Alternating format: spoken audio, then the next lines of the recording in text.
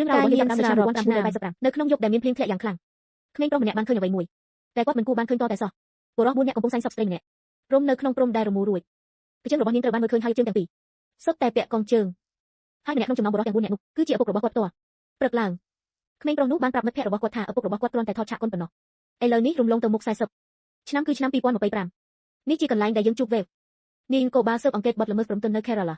ហើយវាច្បាស់ណាស់ថាមិនមែនជាងកូបាគំរូនោះទេគាត់ទើបតែត្រូវបានជួការងារដោយសារលេងល្បែងកំឡុងម៉ោងធ្វើការហើយរឿងនេះត្រូវបានចុះកាសែតនិងផ្សាយតាមទូរទស្សន៍ដូច្នេះដោយគ្មានអ្វីធ្វើក្រៅពីពេលទំនេរគាត់ចំណាយពេលជួយឪពុករបស់គាត់ប្រមូលជ័រឈើវេកំពុងតាក់ទងគ្នាជាមួយអ្នកសារព័ត៌មានម្នាក់ឈ្មោះ Serena នៅពេលការជួការងាររបស់គាត់បានបញ្ចប់គាត់ត្រូវបានផ្លាស់ប្ដូរទៅ Malacapara តែជាតំបន់ព្រៃនៅចន្លោះ Kerala និង Tamil Nadu នៅថ្ងៃដែលនោះនៅកន្លែងផ្សេងទៀតបុរសម្នាក់ឈ្មោះ Rajan Ren កំពុងតែអស់សង្ឃឹមនឹងរស់នៅក្នុងពេលចុងក្រោយនៃជីវិតបានបំផ្លាញគាត់ធ្លាប់បានផ្លាស់ប្ដូរថ្លើមរួចហើយគ្រូពេទ្យបានប្រាប់គាត់ថាអ្វីចិត្តបញ្ចប់ហើយដោយសារហេតុផលមួយចំនួន Rajan Ren បានប្រាប់អ្នកបើកបររបស់គាត់ឲ្យជូនគាត់ទៅ Malacapara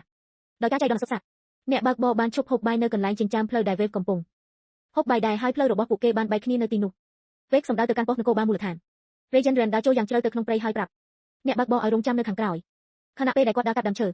ដោយនៅតែអបប្រសពរឿងស្រវឹងដែលគាត់ចូលចិត្តស្ថានភាពរបស់គាត់បានប្រែជាទ្រុឌទ្រង់យ៉ាងខ្លាំងហើយគាត់ចាប់ផ្ដើមក្អកចេញឈាមជាចុងក្រោយគាត់បានឈប់នៅជិតដើមឈើជាក់លាក់មួយនេះគឺជាកន្លែងដែលគាត់ធ្វើដំណើរយ៉ាងឆ្ងាយដើម្បីមកដល់ហើយនៅទីនោះគាត់បានបើកការ live ផ្ទាល់ live stream លើ Facebook គាត់សារភាពថាមួយជីវិតរបស់គាត់បានដេញតាមតែប្រាក់ហើយវាបានធ្វើឲ្យគាត់បាត់បង់គ្រួសារក្តីសុខសាន្តនិងសុខភាពរបស់គាត់ប៉ុន្តែអ្វីដែលនាំគាត់មកកាន់កន្លែងដ៏ជាក់លាក់នេះគឺវិបត្តិសារីដែលបានតាមលងបន្លាចគាត់អស់រយៈពេល40ឆ្នាំកាលពីឆ្នាំ1985 Rajan Ren គឺជាម្នាក់ក្នុងចំណោមបុរស4នាក់ដែលបានសែងសឹកមកកាន់ព្រៃនេះគាត់បានប្រាប់ឈ្មោះ2នាក់ផ្សេងទៀត Vincent ដែលឥឡូវនេះជាពាណិជ្ជករដ៏មានអំណាចនិងជាម្ចាស់ក្រុមហ៊ុនពេជ្រធំបំផុតនៅក្នុងតំបន់និងបុរសម្នាក់ទៀតឈ្មោះ Francis បុរសទី4គាត់មិនបានបញ្ចេញឈ្មោះឡើយពីព្រោះបុរសម្នាក់នោះបានស្លាប់បាត់ទៅហើយ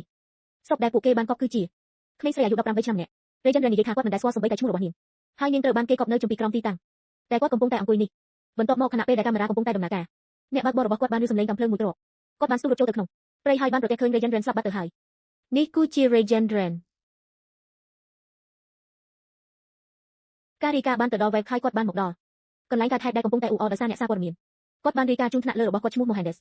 ហើយស្នងការនគរបាលបានអនុញ្ញាតឲ្យមានការគាស់កាយទន្ទឹមនឹងនេះដែរនៅក្នុងភូមិគ្រឹះដ៏ស្កឹមស្កៃរបស់គាត់ Vincent កំពុងតែមើលថែប្រពន្ធដែលមានជំងឺធ្ងន់ធ្ងរខណៈពេលដែលកូនរបស់គាត់បានបង្ហាញព័ត៌មានឲ្យគាត់មើលបុរសម្នាក់ដែលស្លាប់ទៅហើយបានទាញឈ្មោះរបស់គាត់ទៅពាក់ព័ន្ធនឹងរឿងឃាតកម្មកាលពី40ឆ្នាំមុនការគាស់កាយបានចាប់ផ្ដើម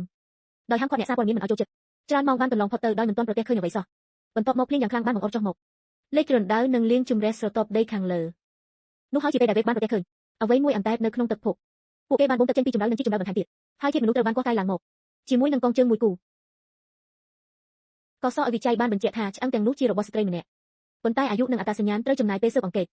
Mohandes បានបង្កើតក្រុមការងារពិសេសមួយហើយ Wave ត្រូវបានចាត់តាំងឲ្យស៊ើបប្រវត្តិរូបរបស់ Rajan Ren ការស្វែងរក Francis បានក្លាយជា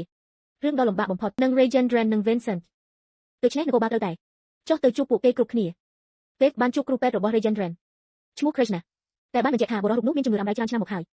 យបានលែងលះប្រពន្ធនិងមានកូនម្នាក់អតីតប្រពន្ធរបស់ Rajan Ren មិនបានផ្ដល់ព័ត៌មានដែលមានប្រយោជន៍អ្វីឡើយម្ដងម្នាក់បុរសឈ្មោះ Francis ត្រូវបានដកចេញពីបញ្ជីសង្ស័យ Wave បានទៅកាន់អាសយដ្ឋានចុងក្រោយនៅក្នុងបញ្ជីហើយនៅទីនោះគាត់បានជួបតែស្រមោលកូនប្រុសរបស់ Francis ប៉ុណ្ណោះតែបានអះអាងថាឪពុករបស់គាត់បានចេញទៅ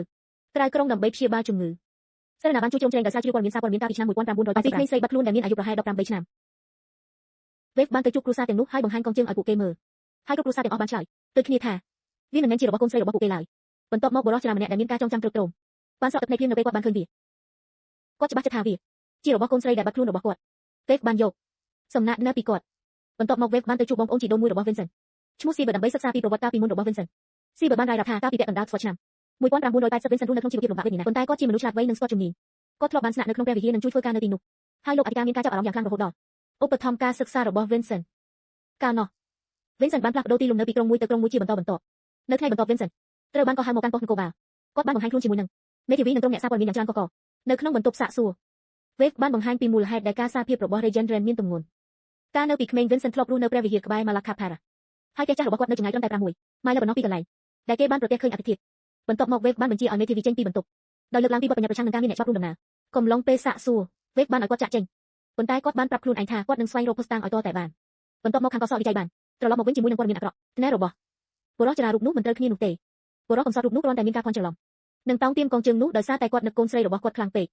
Wave នៅតែបន្តស្រាវជ្រាវយ៉ាងណាក៏ដោយហើយគាត់បានប្រទះឃើញរបាយការណ៍ចាស់មួយអំពីក្មេងស្រីបាត់ខ្លួនដែលមិនដែល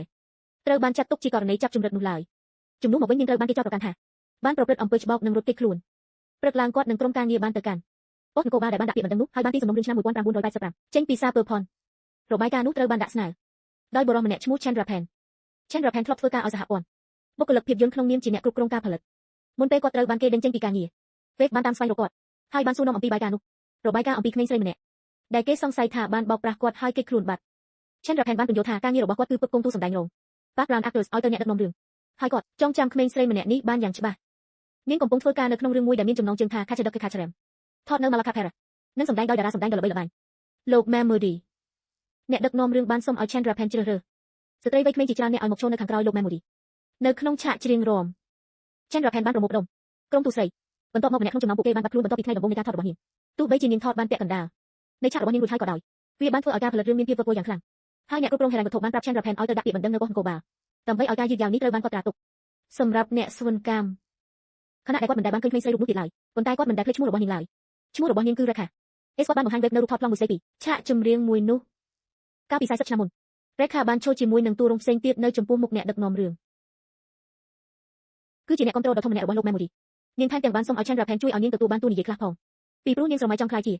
តារាសម្ដែងដ៏ល្បីល្បាញគាត់បានបដិសេធនាងប៉ុន្តែបានប្រាប់នាងថានេះជាចំណុចចាប់ផ្ដើមដ៏ល្អមួយនាងត្រូវបានគេផ្ដល់តួជា Nanji Don នៅផ្នែកខាងក្រោយត្រឡប់មកបច្ចុប្បន្នវិញឥឡូវនេះ Wave មានឈ្មោះរូបថតនិងការបាត់ខ្លួនដែលបានកើតឡើងនៅចិត្តទីតាំងកប់សពនោះគាត់បានបញ្ជាឲ្យ